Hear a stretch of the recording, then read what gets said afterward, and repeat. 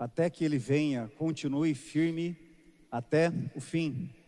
Nós estamos dentro da série de pregação expositiva do livro do profeta Daniel, e hoje nós estaremos nos detendo no capítulo 10. Peço por favor que você abra a sua Bíblia, o seu smartphone. O texto também estará na projeção. Acompanhe por favor a leitura, e depois da leitura, não feche a sua Bíblia, acompanhe todas as informações que ainda o texto quer falar ao nosso coração. A visão de Daniel no rio Tigre. No terceiro ano de Ciro, rei da Pérsia, foi revelada uma palavra a Daniel, cujo nome é Beltesazar. A palavra era verdadeira e envolvia grande conflito. Ele entendeu a palavra e teve a inteligência da visão. Naqueles dias, eu, Daniel, pranteei durante 3 semanas. Manjar desejável não comi, nem carne, nem vinho entraram na minha boca. Nem me ungi com óleo algum, até que passaram as 3 semanas inteiras. No dia 24 do primeiro mês, estando eu à borda do grande rio Tigre, levantei os olhos e olhei, e eis um homem vestido de linho, cujos ombros estavam cingidos de ouro puro de Ufaz. O seu corpo era como o berilo, o seu rosto como um relâmpago, os seus olhos como tochas de fogo, os seus braços e os seus pés brilhavam como bronze polido. E a voz das suas palavras era como o estrondo de muita gente. Só eu, Daniel, tive aquela visão. Os homens que estavam comigo nada viram. Não obstante, caiu sobre eles grande temor, e fugiram e se esconderam. Fiquei, pois, eu só, e contemplei esta grande visão, e não restou força em mim. O meu rosto mudou de cor e se desfigurou, e não retive força alguma. Contudo, ouvi a voz das suas palavras, e ouvindo-a, caí sem sentidos, rosto em terra. Eis que certa mão me tocou, sacudiu-me e me pôs sobre os meus joelhos e as palmas das minhas mãos. Ele me disse: Daniel, homem muito amado, está atento às palavras que te vou dizer. Levanta-te sobre os pés, porque eis que te sou enviado. Ao falar ele comigo esta palavra, eu me pus em pé, tremendo. Então me disse: Não temas, Daniel, porque desde o primeiro dia em que aplicaste o coração a compreender e a humilhar-te perante o teu Deus, foram ouvidas as tuas palavras, e por causa das tuas palavras é que eu vim. Mas o príncipe do reino da Pérsia me resistiu por 21 dias. Porém Miguel, um dos primeiros príncipes, veio para ajudar-me, e eu obtive vitória sobre os reis da Pérsia. Agora vim para fazer-te entender o que há de suceder ao teu povo nos últimos dias, porque a visão se refere a dias ainda distantes. Ao falar ele comigo estas palavras, dirigi o olhar para a terra e calei. E eis que uma, como semelhança dos filhos dos homens, me tocou os lábios. Então passei a falar e disse àquele que estava diante de mim: Meu Senhor, por causa da visão me sobrevieram dores, e não me ficou força alguma. Como, pois, pode o servo do meu Senhor falar com o meu Senhor? Porque quanto a mim, não me resta já força alguma, nem fôlego ficou em mim. Então me tornou a tocar aquele semelhante a um homem e me fortaleceu, e disse: Não temas, homem muito amado. Paz seja contigo. Sê forte, sê forte. Ao falar ele comigo, fiquei fortalecido e disse: Fala, meu Senhor, pois me fortaleceste. E ele disse: Sabes por que eu vim a ti? Eu tornarei a pelejar contra o príncipe dos persas, e saindo eu, eis que virá o príncipe da Grécia. Mas eu te declararei o que está expresso na Escritura da verdade, e ninguém há que esteja ao meu lado contra aqueles, a não ser Miguel, vosso príncipe. Pai, muito obrigado pela tua palavra. A nossa petição nessa hora é que o Senhor seja servido em usar a vida do teu servo mais uma vez, falando e levando a mensagem conforme lhe apraz. Nós oramos assim, o fazemos em nome de Jesus. Amém.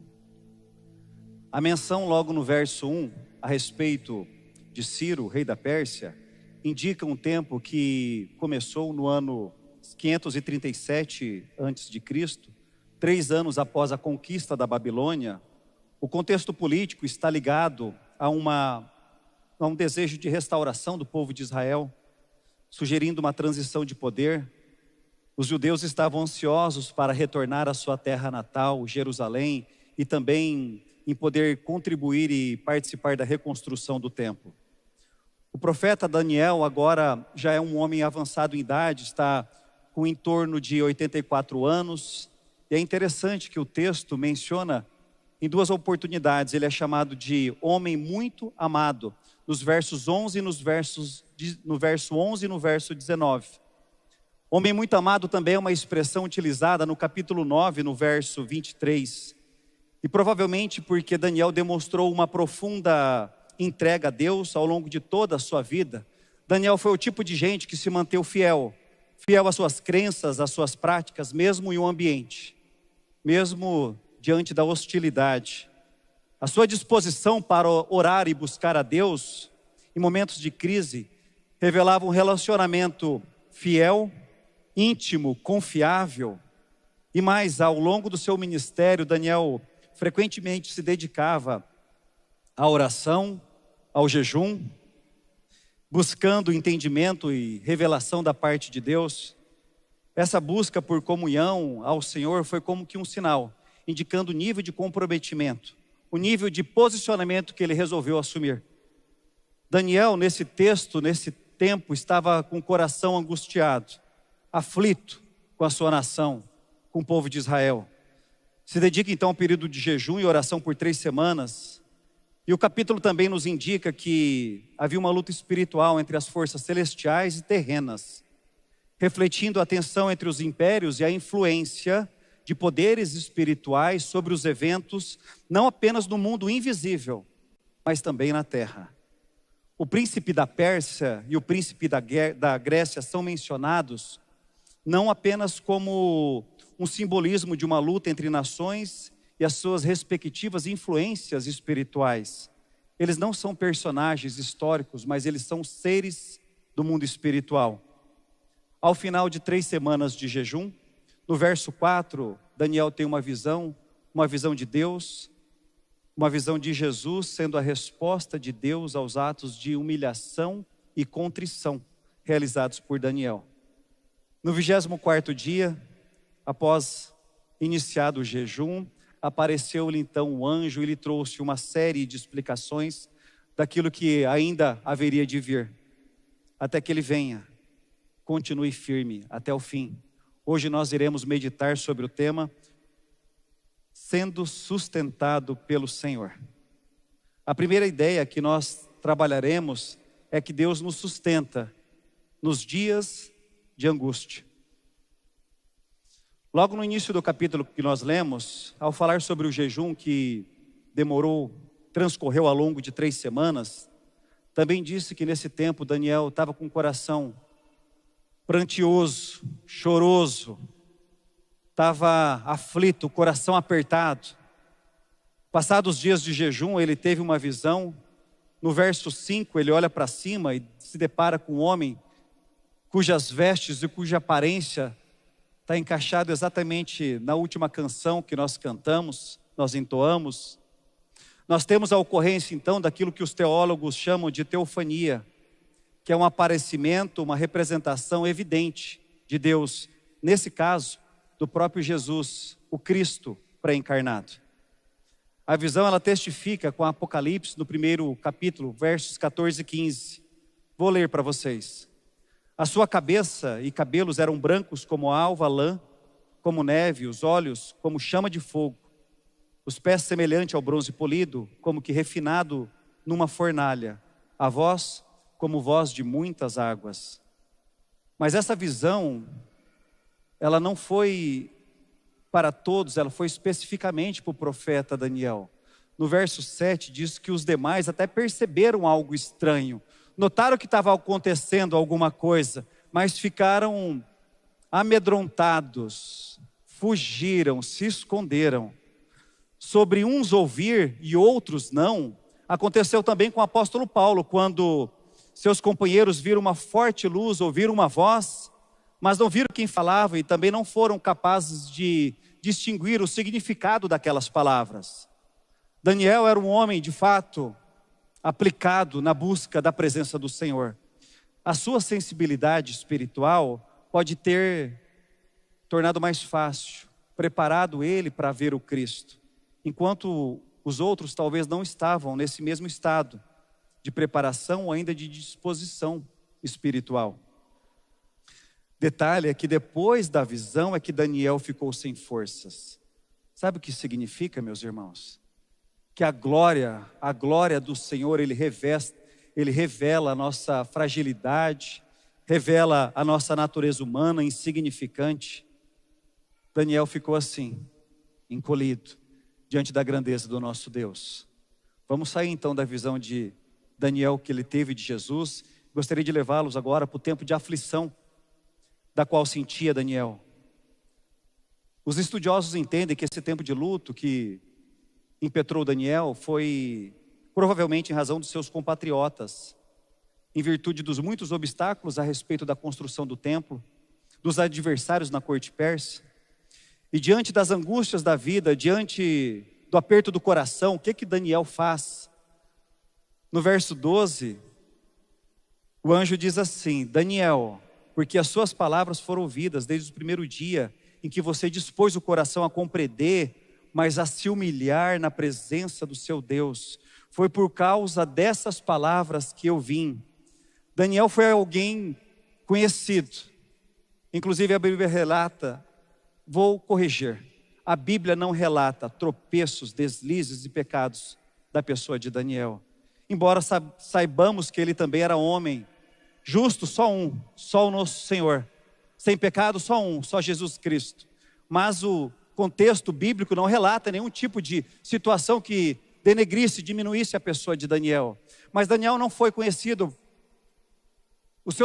a respeito dos seus prodígios. Daniel não foi conhecido a respeito de ter sobrevivido à cova dos leões, algo absolutamente improvável, impossível.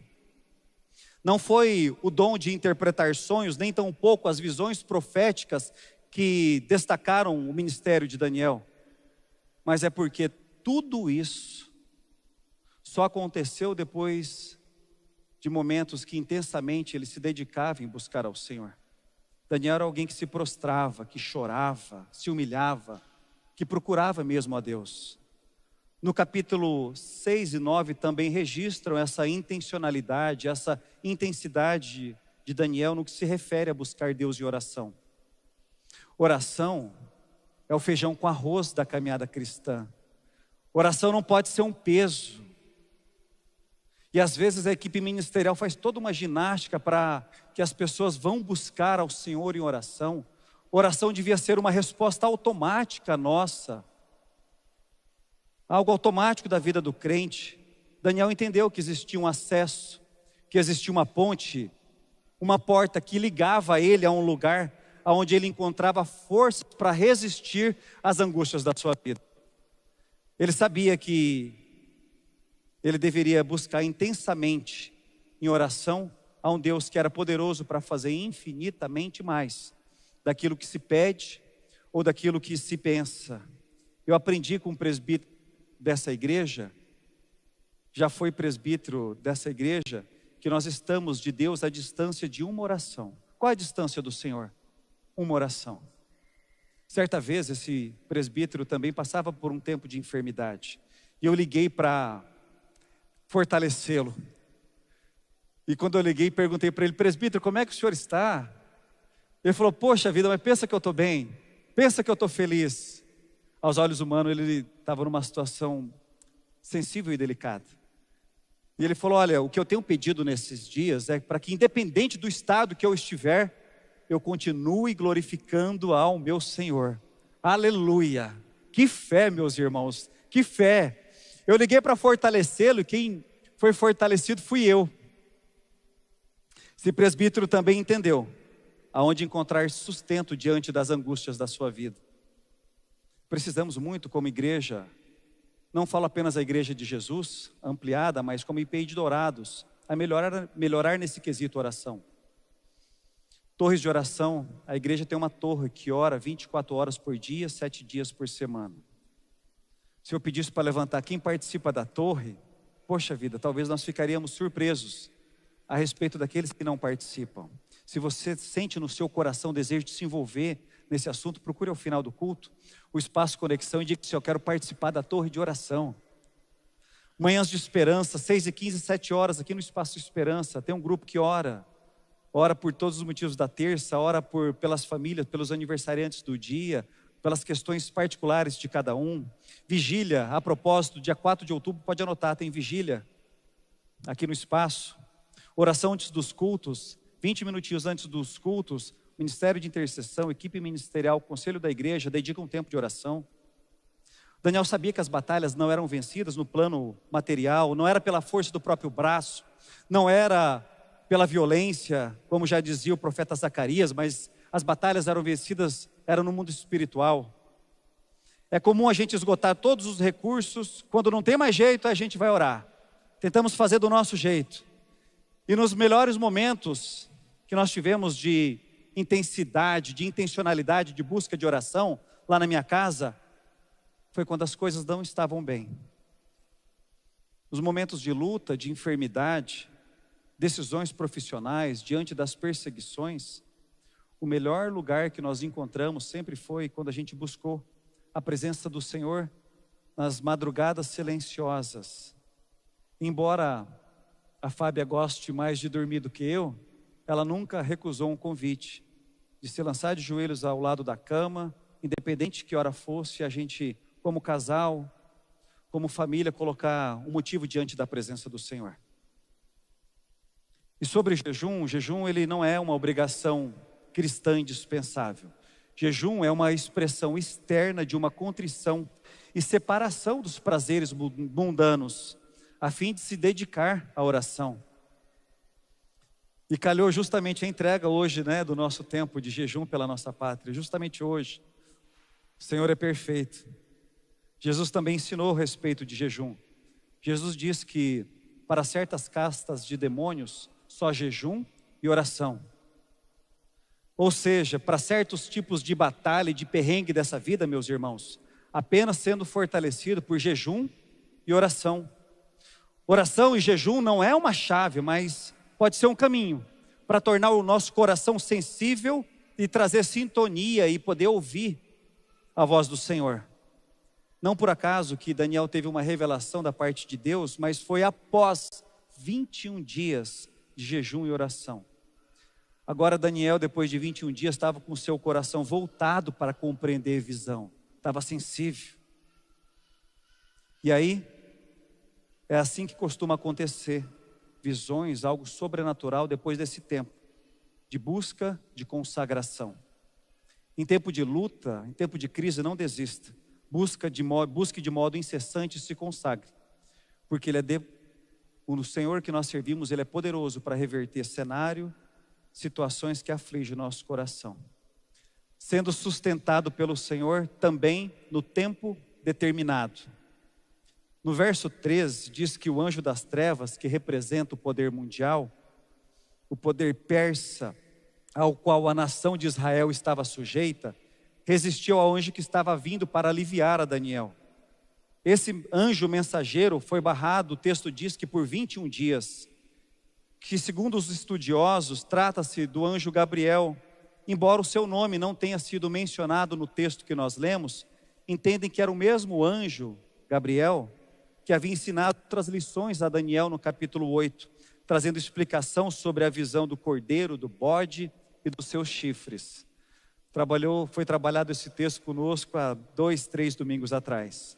O nome do outro ser angelical que foi mencionado foi o arcanjo Miguel. Esse foi mencionado, que veio para auxiliar Gabriel.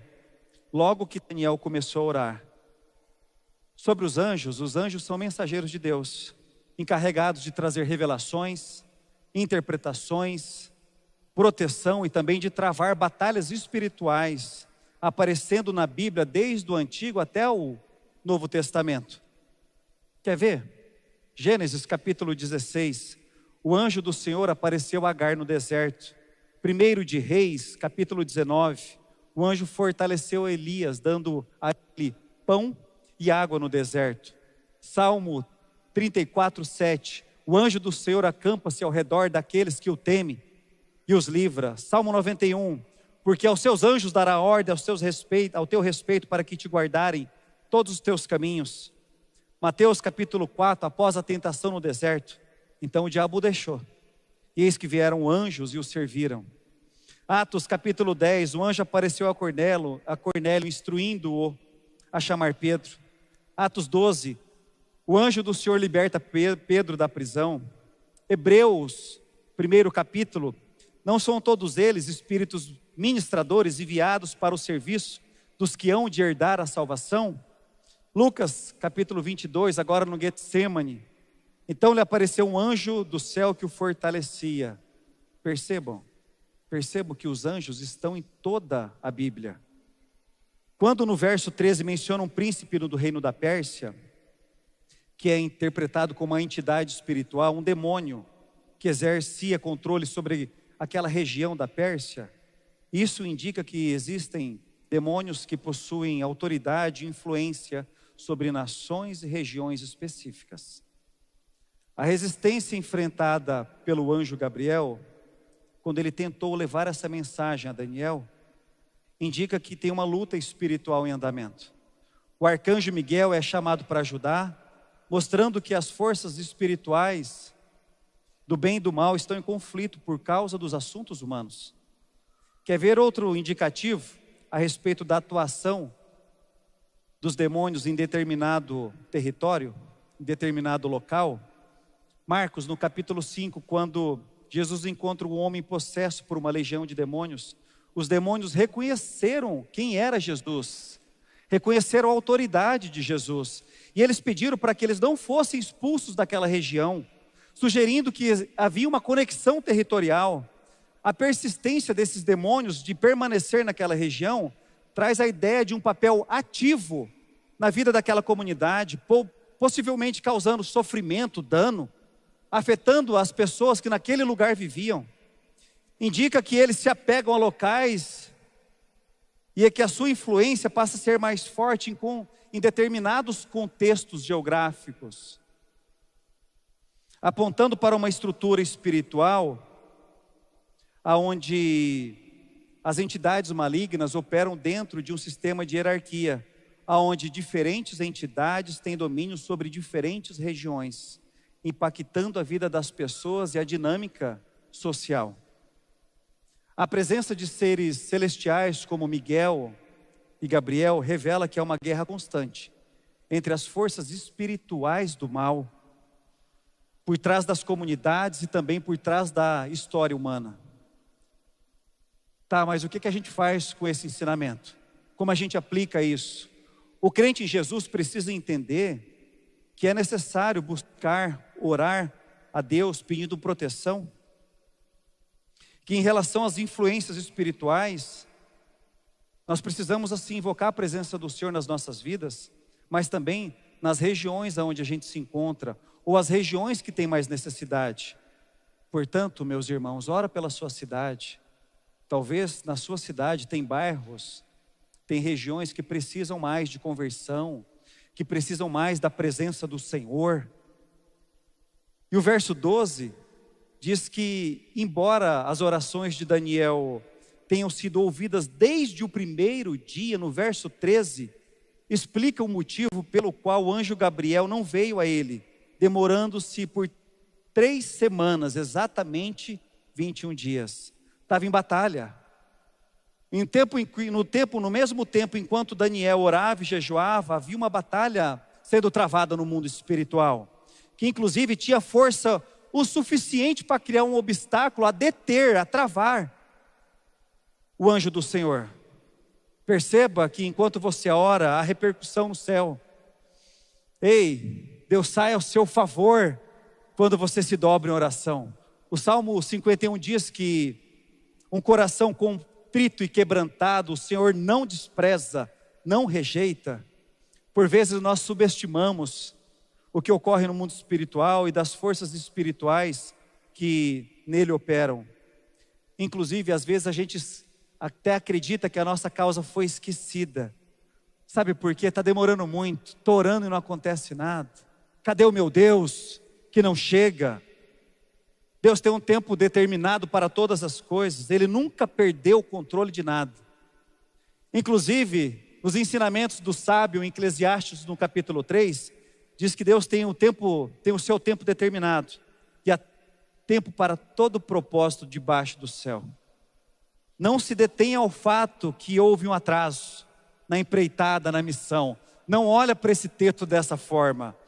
Primeiro, olhe para ele sobre 2 outros prismas que eu quero compartilhar. Que Daniel, logo que ele começou a orar, prontamente o anjo do Senhor foi ao seu encalço. Comece a orar, porque Deus sai ao seu favor. O segundo prisma que eu quero compartilhar com você é que, independente da demora ou do atraso do mensageiro, fica uma pergunta: ele chegou ou não chegou? E o que é que a gente precisa fazer enquanto a nossa resposta não chega? Enquanto não há uma intervenção divina, ora, a gente continua orando. Nós somos daqueles que entenderam aonde as batalhas são travadas, a gente continua buscando, porque Ele não se esqueceu de nós. E tem algo interessante nesse texto também. Se a luta no mundo espiritual estiver muito acirrada, muito ferrenha, lembre-se, Deus não tem só um anjo, Ele tem mais anjos para enviar ao seu favor. Aprendamos com Daniel que enquanto a resposta não veio, Daniel não parou de interceder, Daniel não parou de buscar. Mas, e se Deus não responder? E se a resposta do Senhor for contrária à minha resposta? O que eu faço? Continua orando, meu irmão, continua glorificando. Mesmo diante da morte, mesmo diante da enfermidade, quando as portas se fecham, o nosso Senhor continua sendo digno. E Ele possui uma vontade agradável, que é boa, que é perfeita, e é nela que a gente precisa crer precisamos crer e se entregar sempre. Sendo sustentado pelo Senhor, também na mensagem do enviado. No verso 15 diz que, após o anjo falar, Daniel ficou em silêncio, incapaz inclusive de se levantar, prostrado, mostrando a profundidade da sua fraqueza, não apenas física, mas também emocional.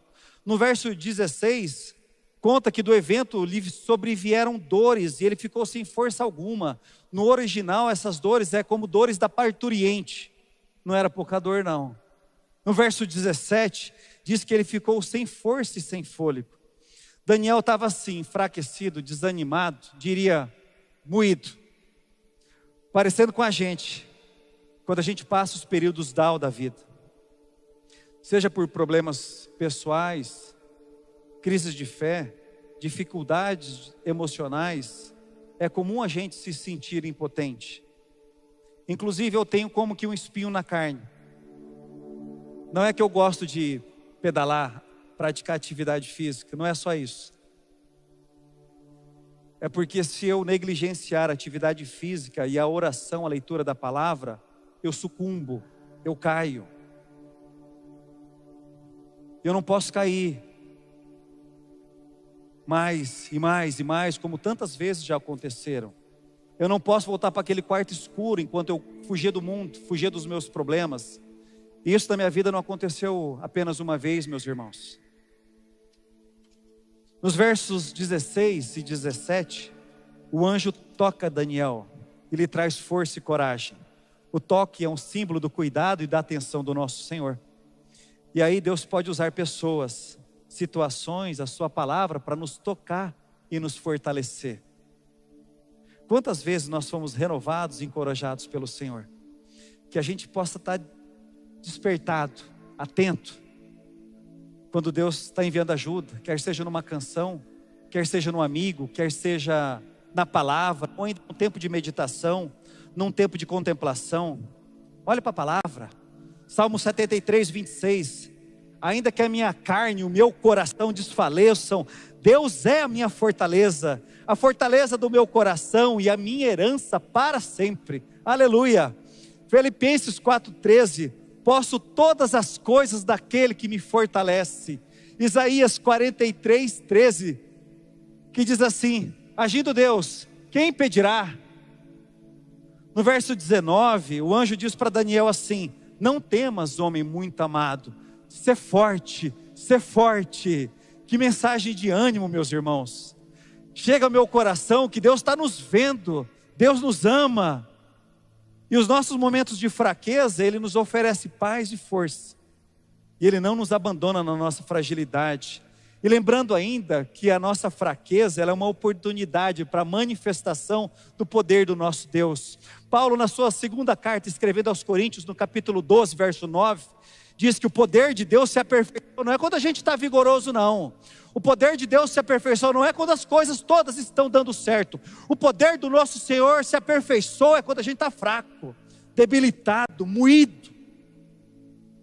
No dia a dia do gabinete pastoral, é uma prática atender pessoas sem rumo, sem força, sem perspectiva, enfraquecida pelos diagnósticos, pelas sentenças, pelas traições, pelas covardias, pelas mentiras, pelos dilemas da vida. Muitas, inclusive, cogitando que sem elas, o mundo seria melhor. Que sem elas, o mundo seria mais fácil. O que é uma baita de uma estratégia mentirosa da parte de Satanás. E como é bom, depois de uma conversa, ver restaurada a fé, a esperança, de que independente da aflição pelas quais das aflições pelas quais nós passamos, elas não são eternas. E nós também temos uma identificação com Jesus. Um Jesus que viveu também perrengues, aflições, que embora também tenha sofrido e sido escarneado, perseguido, injustiçado, açoitado, cuspido, pregado, mas na cruz Ele venceu o mundo. Na cruz Ele venceu a morte. A sua trajetória indica que Ele venceu o pecado. E debaixo dessa palavra nós somos impulsionados também a enfrentar as nossas lutas e as nossas provações. O momento de fraqueza pode ser uma baita de uma oportunidade para a gente crescer na fé, para a gente depender mais de Deus. E ainda bem que Deus envia os seus anjos, nos fortalece, e o seu poder, Ele se aperfeiçoa, é quando nós estamos fracos. Sendo sustentado pelo Senhor também nas batalhas espirituais. No comentário, no verso 20, o anjo perguntou, depois que Daniel se recuperou do susto, se ele havia entendido aquilo que havia sido revelado. O anjo declara que vai retornar para lutar com o anjo do mal, o anjo da Pérsia, o príncipe da Pérsia. No comentário da Bíblia de Estudo de Lutero, eu encontrei algo interessante que eu quero compartilhar com vocês. Diz assim: Daniel escreve ali algo exclusivamente sobre os anjos, como não se encontra em nenhuma outra parte da Escritura. Ou seja, que os anjos bons lutam contra os demônios, defendendo os seres humanos. Também chama os anjos de maus príncipes, dizendo assim do príncipe da Grécia. Daí se pode dizer, por que nas cortes dos reis e dos príncipes, aqui está falando dos governantes, as coisas se dão de modo tão selvagem, impedindo-se o bem, causando a guerra e o infortúnio.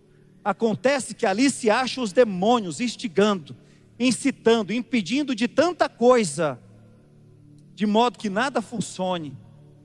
O príncipe da Grécia, já vou falar sobre o príncipe da Grécia. O príncipe da Pérsia, ele é a representação de um demônio, de uma potência mundial hostil. E o príncipe da Grécia é então um novo adversário que representa a Grécia.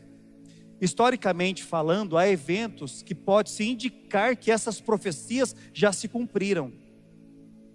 Falando sobre o anjo ou sobre o príncipe da Pérsia, a batalha contra o príncipe da Pérsia pode ser vista como um reflexo da luta espiritual durante o período em que o Império Persa dominava.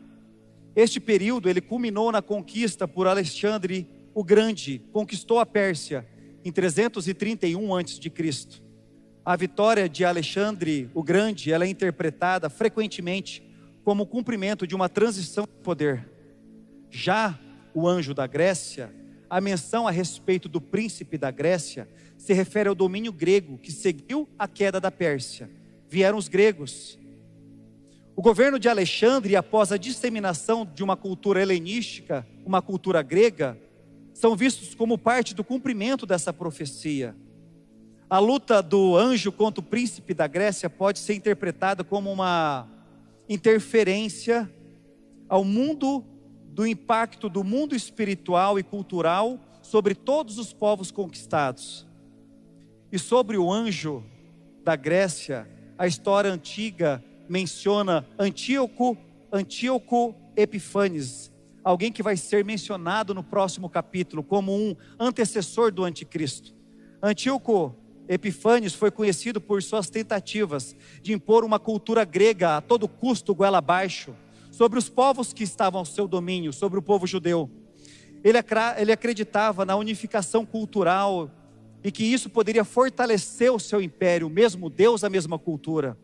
Em 167 a.C., esse antecessor do anticristo proibiu práticas judaicas como a circuncisão e sobre a observância do sábado.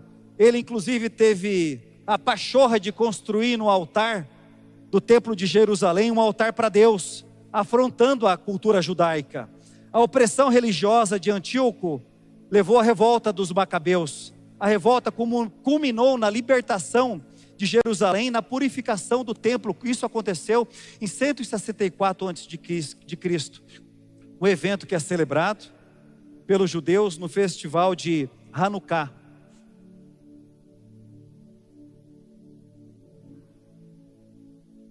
Os estudiosos acreditam que as batalhas que no texto de Daniel são mencionadas vão muito mais além do que registros históricos. Elas simbolizam a luta contínua entre as forças do bem e do mal, refletindo como as mudanças políticas e culturais, como essas mudanças estão frequentemente ligadas aos conflitos do mundo invisível. No livro de Atos, a gente vê a igreja enfrentando perseguições e oposições. Era o começo da igreja, perseguida, inclusive assassinada pelo nome de Jesus. Mas Deus está ali, em meio a essas dificuldades, atuando poderosamente, realizando milagres e trazendo conversões. Por exemplo, em Atos no capítulo 12, Pedro é preso, mas a igreja está orando fervorosamente. E Deus manda um anjo para libertá-lo. Isso ilustra a oração da igreja e se conecta com o agir de Deus, e mesmo em meio às batalhas espirituais. E sobre a reforma protestante, que foi liderada por figuras como Martinho Lutero, foi um período de intensa batalha espiritual contra a corrupção da igreja.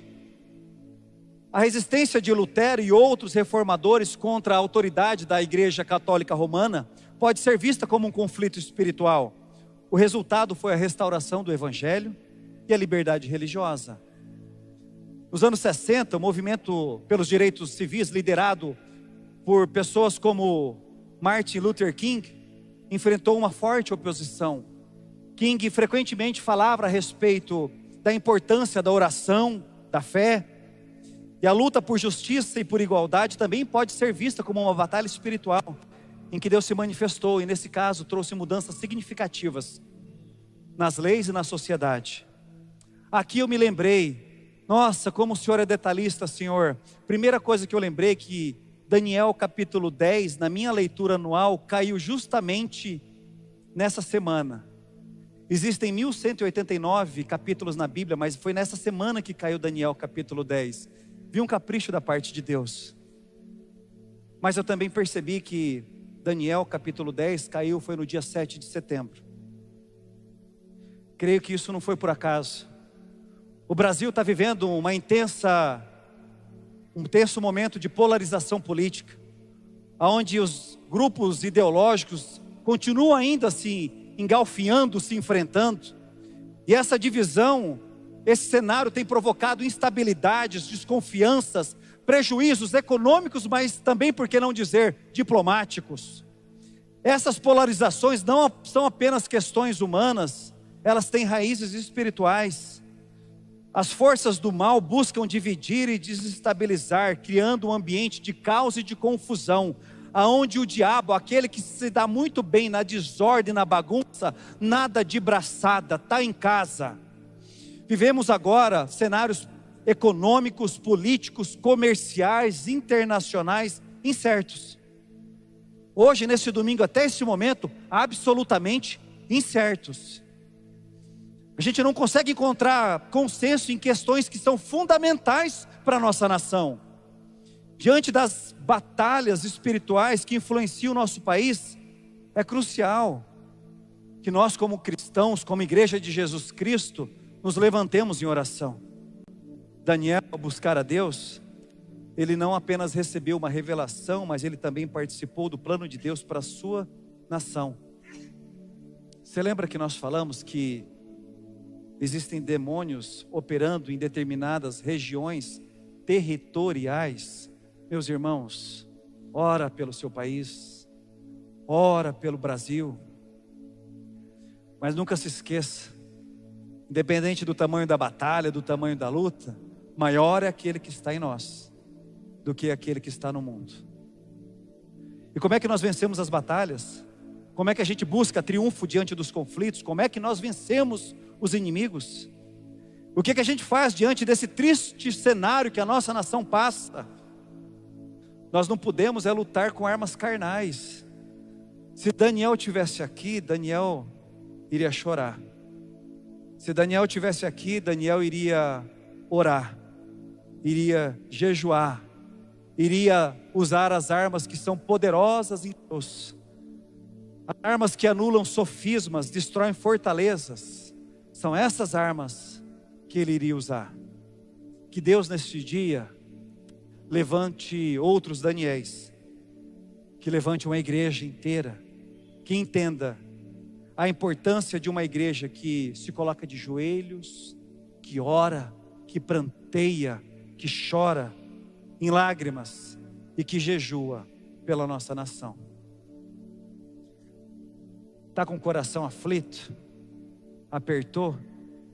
Que você hoje possa daqui lembrando que tem lugar de escape, é jejum e é oração. Nas batalhas espirituais, não se esqueça, Deus encaminha anjos ao seu favor. E a providência nunca chega atrasada, sempre chega na hora do Senhor. Nos momentos de fraqueza, aleluia, tem um Deus que nos fortalece.